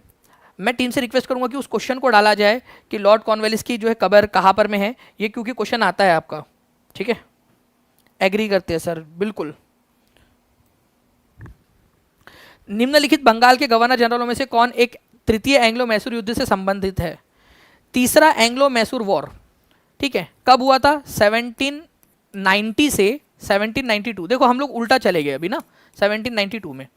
इस समय में भारत का गवर्नर जनरल कौन था? बंगाल का गवर्नर जनरल कौन था? वो था लॉर्ड कॉर्नवालिस, और उसी ने जो है वो श्रीरंगपट्टनम की जो संधि थी उसको साइन करवाया था। तो लॉर्ड कॉर्नवालिस संबंधित है तृतीय एंग्लो मैसूर युद्ध से, जिसमें टीपू सुल्तान हार गया था और टीपू सुल्तान के 2 बच्चों को अंग्रेज उठाकर लेकर गए थे, ठीक है। सहायक संधि, ऐसा भी नहीं कि जबरदस्ती उठाकर लेकर गए, बोला था, ट्रीटी पर साइन हुआ था, फिर वो 2 बच्चों को तैयार किया गया, उनके कपड़े उपड़े और वगैरह पहना के बिल्कुल एकदम उनको मानसिक रूप से उनको काउंसिल किया था टीपू सुल्तान ने, नहीं बेटा देखो करेंगे, ठीक है, लड़ेंगे हम लोग। सहायक संधि को स्वीकार करने वाला पहला भारतीय शासक कौन था? Very very very important point, बहुत ज़्यादा इंपॉर्टेंट क्वेश्चन है फ्रेंड्स, ठीक है। फर्स्ट इंडियन रूलर, पहली बात तो सब्सिडरी अलायंस जो है वो आप लोगों की, आपको बताना है सब्सिडरी अलायंस हुई कब थी आपकी, ठीक है। सब्सिडरी अलायंस कब आई थी? 1798 में। कौन लाया था? लॉर्ड वेलेस्ली लेकर आया था, वेलेस्ली। ठीक है, लॉर्ड वेलेस्ली लेकर आए थे इसको 1798 के अंदर में, और पहला ही शासन था वो था हैदराबाद जिसने इसको साइन किया था। इंपॉर्टेंट वाला क्वेश्चन है। 4900 प्लस लाइक्स हो चुके हैं फ्रेंड, 4400 से ज़्यादा बच्चे देख रहे हैं। मैं चाहूंगा कि जल्दी जल्दी से आप लोग सेशन को लाइक एंड शेयर करते रहे और चैनल को सब्सक्राइब जरूर कर लेना है, ताकि ऐसे ही और भी धमाकेदार वीडियोस आप लोगों को मिलते रहे फ्रेंड्स आगे में भी। चलिए ओके, तो हैदराबाद जो है पहला बन गया था। अच्छा चलो, कब किया था हैदराबाद ने सब्सिडरी अलायंस में साइन? जिस साल आया उसी साल, ठीक है, जिस साल आया उसी साल उन्होंने जल्दी से साइन कर लिया। वो ऐसा ही है जैसे कि एप्पल का, मान लो एप्पल 15 एक फ़ोन आ गया, अभी आया नहीं लेकिन मान लो एप्पल 15 एक फ़ोन आ गया, अब आपको चाहिए, तो जिस दिन लॉन्च हुआ उसी दिन आपने खरीद लिया फटाक से। आपके पास बहुत पैसा है, मान लो बहुत बड़े टीचर बन गए आप, बहुत सारा पैसा आ गया आपके पास में, सरकारी टीचर बन गया आप, कैसे? तो सब्सिडरी अलायंस जैसे ही आया 1798 के अंदर में, सबसे पहले किसने साइन कर लिया? हैदराबाद ने साइन कर लिया था। ठीक है, ये याद रखना है आप सभी लोगों ने। इंपॉर्टेंट पॉइंट एग्जाम के अंदर में आप लोगों से पूछा जा सकता है। 1781 में भारत के पहले गवर्नर जनरल वॉरेन हेस्टिंग ने मुस्लिम कानून के अध्ययन और अध्यापन के लिए एक मदरसा स्थापित किया था। कहां पर में किया था? किसने किया था? बोल रहा है गवर्नर जनरल वॉरेन हेस्टिंग्स ने, बंगाल के गवर्नर जनरल, ठीक है, भारत के गवर्नर जनरल नहीं थे वो, पहले बंगाल के गवर्नर जनरल थे, बंगाल के। एग्जाम के क्वेश्चन है वो, कई बार उसमें वो लोग कंफ्यूज कर देते आपको। 1781 में, ओके, तो आंसर होगा कलकत्ता। कलकत्ता में मदरसा स्थापित किया था, कलकत्ता मदरसा जिसको बोलते हो आप लोग, ओके, 1781 में। कब किया था? अच्छा, ये क्वेश्चन बन सकता है, वॉरेन हेस्टिंग्स ने कलकत्ता मदरसा की स्थापना कौन से साल में की थी? ये भी तो क्वेश्चन बन सकता है एग्जाम के अंदर में, और एनसीईआरटी में दिया हुआ है ये पॉइंट आप लोगों का। ठीक है, चलिए, लॉर्ड कॉर्नवालिस का मकबरा किस राज्य में स्थित है? DSSB PA ग्रेड 2 में पूछा गया क्वेश्चन। आपको जो एक एक पॉइंट बता रहा हूं ना मैं, वो कहीं ना कहीं एग्जाम के अंदर में, एग्जाम में पूछा गया है आप लोगों के। मैंने मेरे ज़िंदगी का बहुत बड़ा समय जो है ना फ्रेंड्स, केवल और केवल प्रीवियस ईयर क्वेश्चंस को स्टडी करने में, आप लोगों को पढ़ाने में लगाया है। ठीक है, आज भी मैं कई बार प्रीवियस ईयर क्वेश्चंस देखता रहता हूँ, प्रीवियस ईयर क्वेश्चंस पढ़ता रहता हूँ, देखता रहता हूँ कि कैसे क्वेश्चंस पूछे। तो एक एक पॉइंट जो मैं आपको बोल रहा हूँ वो कहीं ना कहीं क्वेश्चन पूछे हुए और उन्हीं क्वेश्चंस में से क्वेश्चंस बनेंगे। तो लॉर्ड कॉर्नवालिस का मकबरा जो है फ्रेंड्स आपको उत्तर प्रदेश में मिलेगा, और उत्तर प्रदेश में भी कहाँ पर में है? ठीक है, तो उत्तर प्रदेश के अंदर में भी गाजीपुर के अंदर में, ये याद रखना है आप लोगों ने, गाजीपुर में। ओके, ये लॉर्ड कॉर्नवालिस ना दूसरे बार भारत आए थे। पहले बार जो है फ्रेंड्स आपका जो है 1786 से लेकर 1793 तक वो भारत के अंदर में रहे। उसके बाद में 1805 में वापस से उनको गवर्नर जनरल ऑफ बंगाल बना के भारत में भेजा गया 1805 में। ठीक है, 3 महीने में भारत में मृत्यु हो गई उनकी गाजीपुर में, 3 महीने में केवल। वॉरेन हेस्टिंग्स ने मुस्लिम कानून की शिक्षा के लिए कलकत्ता मदरसा की स्थापना किस वर्ष की थी? DSSB के अंदर में पूछा गया क्वेश्चन। और आपको बता दूं, कभी भी TRE 3 के अंदर में, TRE 4 के अंदर में, TRE 5 आगे आ जाए तो उसमें, या BPSC की एग्जाम हो, आपकी BPSC SSC की एग्जाम हो, उसमें पूछा जा सकता है। अभी मैं क्वेश्चन आपको बताऊंगा जिसमें BPSC SSC का क्वेश्चन था, उसमें क्वेश्चन में गलत वो भारत का गवर्नर जनरल बोल दिया गया था, लेकिन उसमें भी वो भी मैं क्वेश्चन दिखा देता हूँ आपको। तो आप BPSC SSC की भी तैयारी हो जा रही है आप लोगों की। एंड कॉन्ग्रेचुलेशंस, 5100 प्लस लाइक्स आप लोगों ने कर दिए। 5000 बोला था आप लोगों ने, तो 5100 प्लस कर दिया यार। ठीक है, ये है टीचिंग परीक्षा के परिवार, आप लोगों का परिवार। Thank you. ठीक है, बताइए यहाँ पर में तो आंसर क्या होगा आपका? वॉरेन हेस्टिंग ने मुस्लिम कानून की शिक्षा के लिए कलकत्ता मदरसा की स्थापना कब की थी? तो ऑब्वियस सी बात है, आंसर अब आप लोगों को जोड़ना है यहाँ पर में। आंसर क्या होगा आप लोगों का? None of the above, none of the above. भाई कभी कभी जो है ना, हम भी तो आपके साथ में ही करेंगे, और ये क्वेश्चन आप लोगों का कैंसिल कर दिया गया था। ठीक है, एग्जामिनर के द्वारा।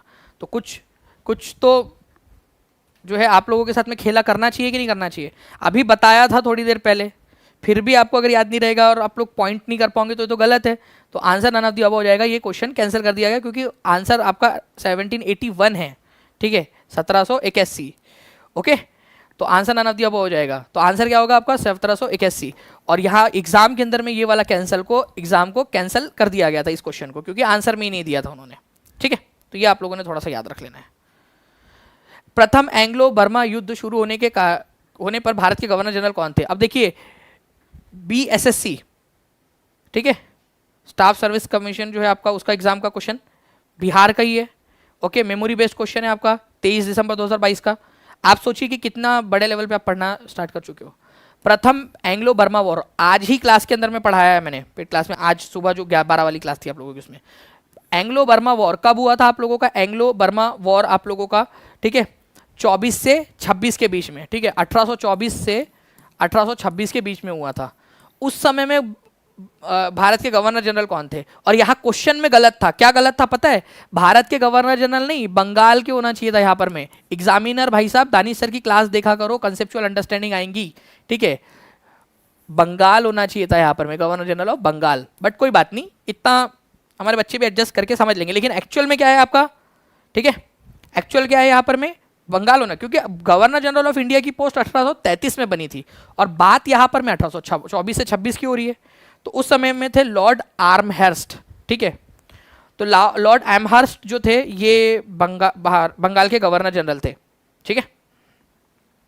इसके अंदर में मैं आपको बता दूं, ये जो वो युद्ध हुआ था ना, ये ट्रीटी ऑफ, ठीक है, यांडाबो, इसके तहत खत्म हुआ था। तो क्वेश्चन ये आ सकता है, एक हार्ड क्वेश्चन अगर बनाना है तो ट्रीटी ऑफ यांडाबो जो कि 1826 में हुई थी, कौन से वॉर को खत्म किया था?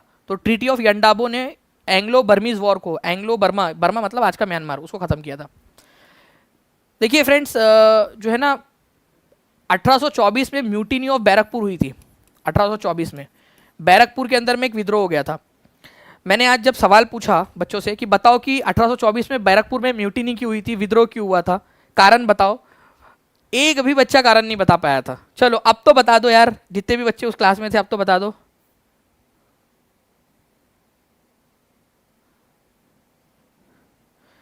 आर्ट कॉर्नर जी, किसका कारण, किसका आंसर आप बोल रहे हो ये हो सकता है?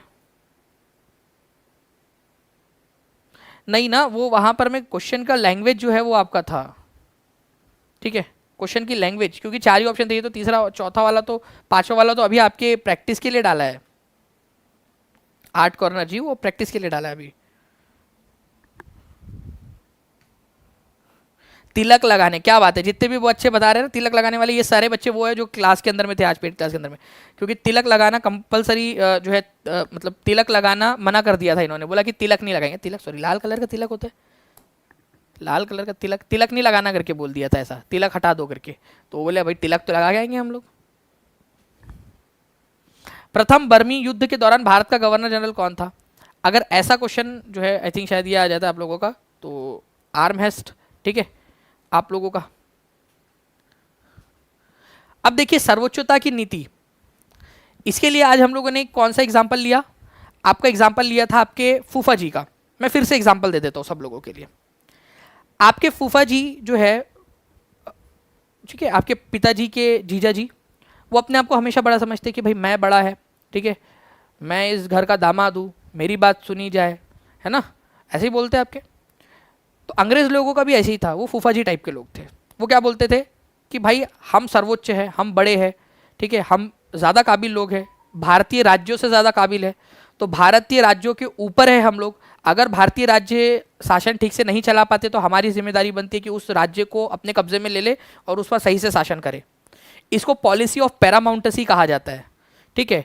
तो पॉलिसी ऑफ पैरामाउंटेसी लाने वाला व्यक्ति कौन था, ठीक है, ये आप लोग बताएंगे। और इसका मतलब क्या था कि भाई अथॉरिटी, कंपनी की अथॉरिटी सुप्रीम है, हम ज़्यादा बड़े हैं, ठीक है, और हमारा पावर जो है वो ग्रेटर है इंडियन स्टेट से।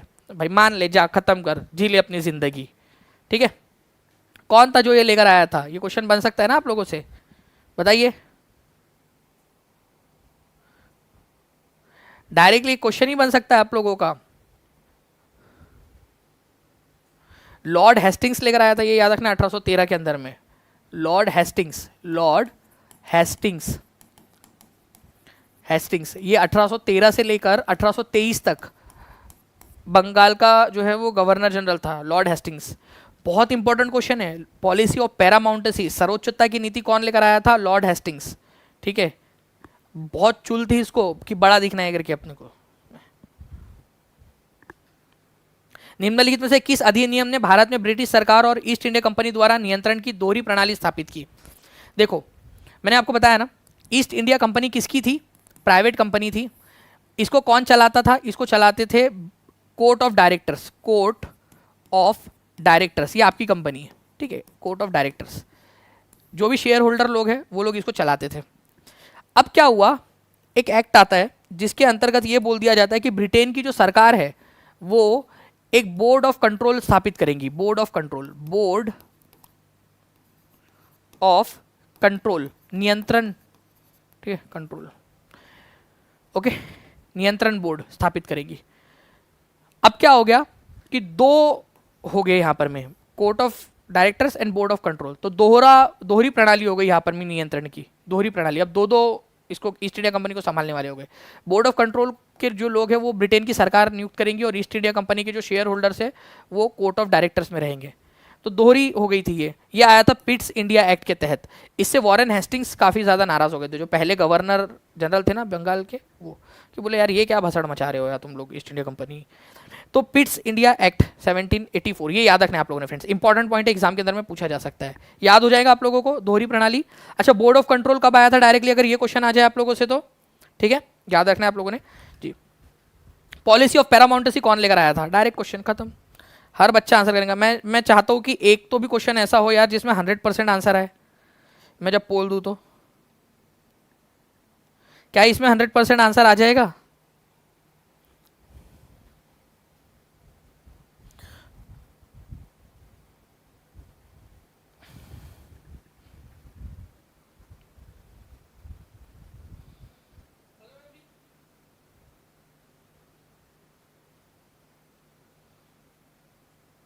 जी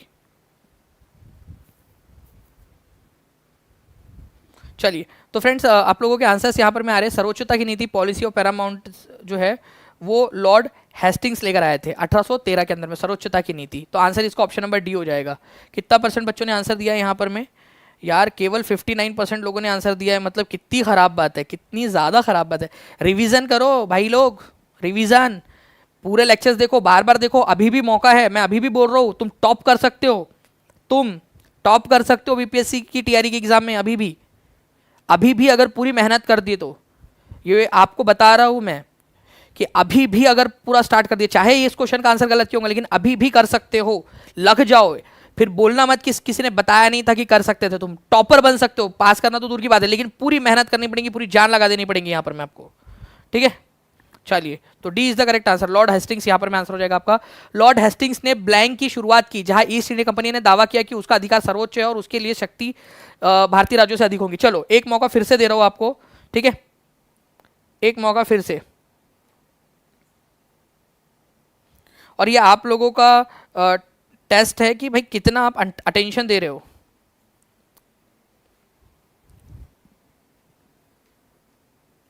अच्छा, ऐसा करें, टीचिंग परीक्षा के ऐप के ऊपर में, ठीक है, जो हमारे पास में योगा के सेशंस है, ठीक है, योगा सेशन है हमारे पास में, 7 दिन का माइंड योगा करे, 7 दिन का, ठीक है, 1 तारीख से।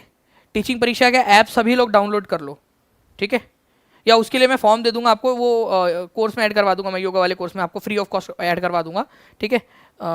उसमें 7 दिन का योगा कोर्स, जिसके अंदर में आपका अटेंशन बढ़ाने वाला मेडिटेशन करेंगे हम लोग, ठीक है। एक टाइम रखेंगे और उसके अंदर में फिर योगा करेंगे अपन सब लोग, माइंड योगा वाला, ठीक है, सबके लिए करवाता हूँ मैं आप लोगों के लिए, एक फैमिली मेंबर की तरह आप लोगों को सपोर्ट कर रहा हूँ मैं कि भाई साथ में बैठ के करवाऊंगा। तो पॉलिसी ऑफ पैरामाउंटेसी लेकर आया था, सर्वोच्चता की नीति। तो डी, 90% लोगों ने सही आंसर दिया है अभी, ये अच्छी बात है, चलो 90% पर पहुंच गए आप लोग। तो रिवीजन का यही फायदा होता है। कलकत्ता में सर्वोच्च न्यायालय की स्थापना किस अधिनियम द्वारा की गई थी? वो एबीसीडी ऊपर में, नीचे में भी एबीसीडी आ जाएगा अभी आप लोगों का, देखिए यहाँ पर मैं मैजिक, ठीक है। तो सुप्रीम कोर्ट एट कलकत्ता आ गया, देखिए टीम काम कर रही होती है पीछे से आप लोगों के लिए पूरी की पूरी, और ये सिर्फ टीचिंग परीक्षा पर ही होता है कि भाई लाइव आप लोगों के लिए अपडेट किए जाते हैं। कलकत्ता में सर्वोच्च न्यायालय की स्थापना निम्नलिखित में से किस अधिनियम द्वारा की गई है?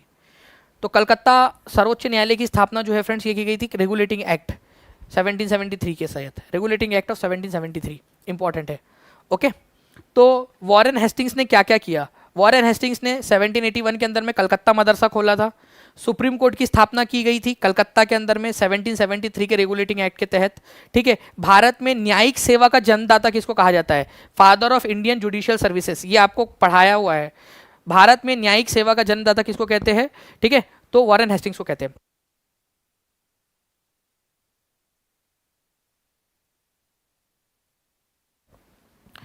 तो 1781 के अंदर में कलकत्ता मदरसा, सुप्रीम कोर्ट की स्थापना कलकत्ता में, रेगुलेटिंग एक्ट के द्वारा 1773। और ये वाला क्वेश्चन को हाईलाइट करो आपको, ये अभी थोड़ी आई थिंक मैंने परसों के दिन रात में आपको क्लास के अंदर में पढ़ाया था। भारत में न्यायिक सेवा का जन्मदाता, फादर ऑफ इंडियन जो है जुडिशरी, जुडिशियल सर्विसेज का जन्मदाता किसको कहा जाता है? तो आंसर क्या हो जाएगा आप लोगों का? वॉरेन हेस्टिंग्स, जो बंगाल में पहला गवर्नर जनरल था। ठीक है, बंगाल का पहला गवर्नर जनरल। ओके, याद रहेगा आप लोगों को ये चीज़, इंपॉर्टेंट है, बहुत ज़्यादा इंपॉर्टेंट है, प्लीज़ इसको याद रख लीजिए आप सभी के सभी लोग।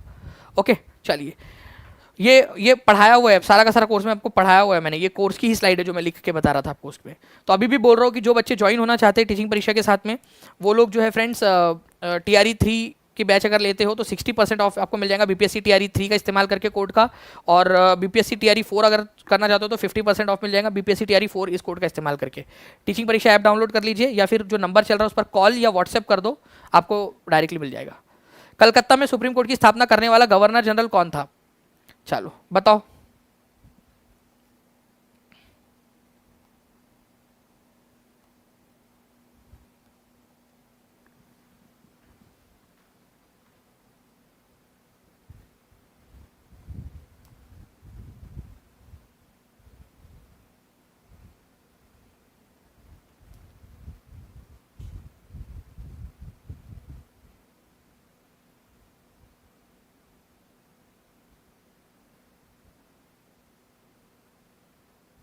जी, तो आंसर जो है फ्रेंड्स आप लोगों का हो जाएगा यहाँ पर में वॉरेन हेस्टिंग्स। ठीक है, who introduce the system of civil services? Introduce बोला है यहाँ पर में, देखो यहाँ पर में father of Indian civil services अलग चीज़ है, इंट्रोड्यूस किसने किया था? ठीक है, तू प्यार है किसी और का, तुझे चाहता कोई और है, तू पसंद है किसी और की, तुझे मांगता कोई और है। ठीक है, तो सिविल सर्विसेज को शुरू किया था आपके वॉरेन हेस्टिंग्स ने। ठीक है, स्टार्ट किया था, इंट्रोड्यूस किया था। कॉर्नवालिस जो था ना, कॉर्नवालिस, ठीक है, उसने इसको father of Indian civil services कहा जाता है, father of Indian civil services, Indian civil services. क्यों? क्योंकि उसने मॉडर्नाइज किया था। ठीक है, मॉडर्नाइज किया था उसको, इसी वजह से कहा जाता है, मॉडर्नाइज करने की वजह से। तो स्टार्ट किसने किया था, ये क्वेश्चन आ जाए तो भाई लोग आप लोग बता दोगे। ठीक है, चलिए चलिए जल्दी जल्दी से फ्रेंड्स, जितने भी नए लोग जुड़ते जा रहे हैं सेशन को लाइक भी जरूर करते जाइए आप सभी लोग, और जहाँ जहाँ शेयर कर सकते हो अपने दोस्तों के साथ में, Telegram, Facebook, WhatsApp, Instagram share भी करते रहेंगे। ठीक है, और कमेंट में आंसर्स आते रहने चाहिए आप सभी लोगों के। ठीक है, चलिए, who is known as father of civil services in India? अब ये क्वेश्चन का आंसर तो मुझे आप ही लोगों से चाहिए, मुझे नहीं पता।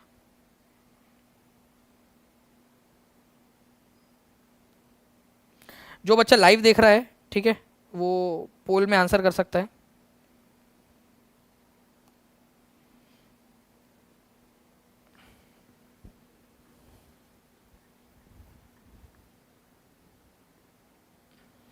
बताइए, तो भारत में सिविल सेवाओं के जनक के रूप में किसे जाना जाता है? तो ये जाना जाता है, जल्दी से आंसर आप लोग कर दीजिए पहले।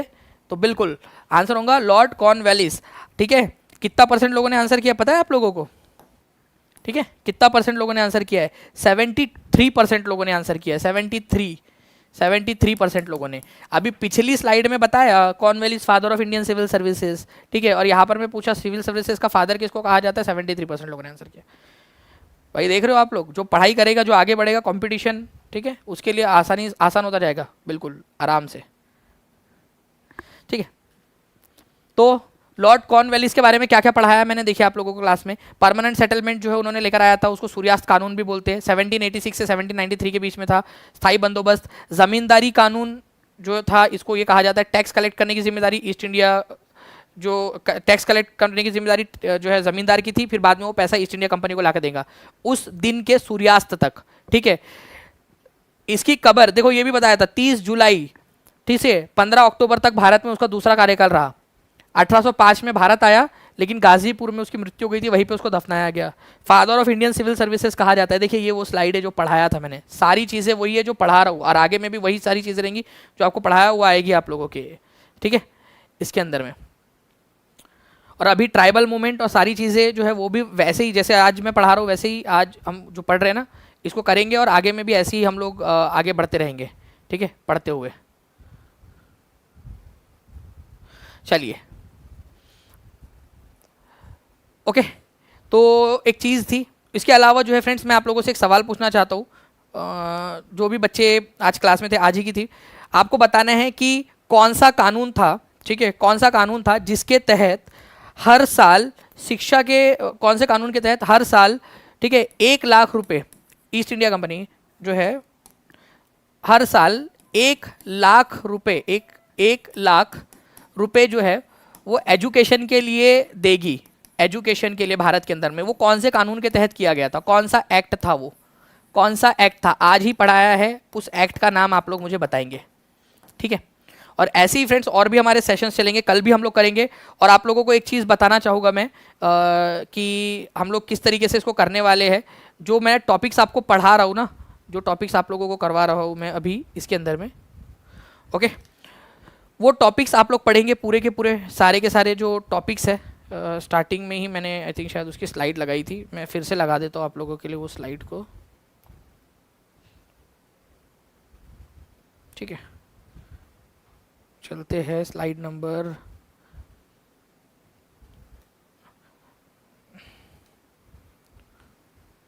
ठीक है, 3 में। तो देखिए ये सारे के सारे टॉपिक्स हैं जो मैं आप लोगों को करवाता जाऊंगा।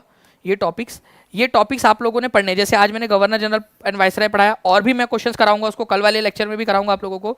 आज मेरी ट्राइबल मूवमेंट वाली क्लास है, ठीक है, शाम में ऐप में, वो भी मैं आप कराऊंगा, और उसके ऊपर मैं फिर क्वेश्चन में आपको वाईटी पे कराऊंगा। फिर मैं आपकी लूँगा टेस्ट, ठीक है, टेस्ट लेने वाला हूँ, ओके।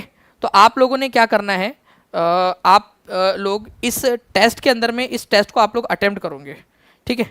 ये टेस्ट आप लोग अटेम्प्ट करोगे, और टेस्ट अटेम्प्ट करने के बाद में जो बच्चा टॉप करेगा उसको तो 2000 का जो है इनाम मिलेगा, 2000 का, ठीक है, 2000 रुपये उसको मिलेंगे।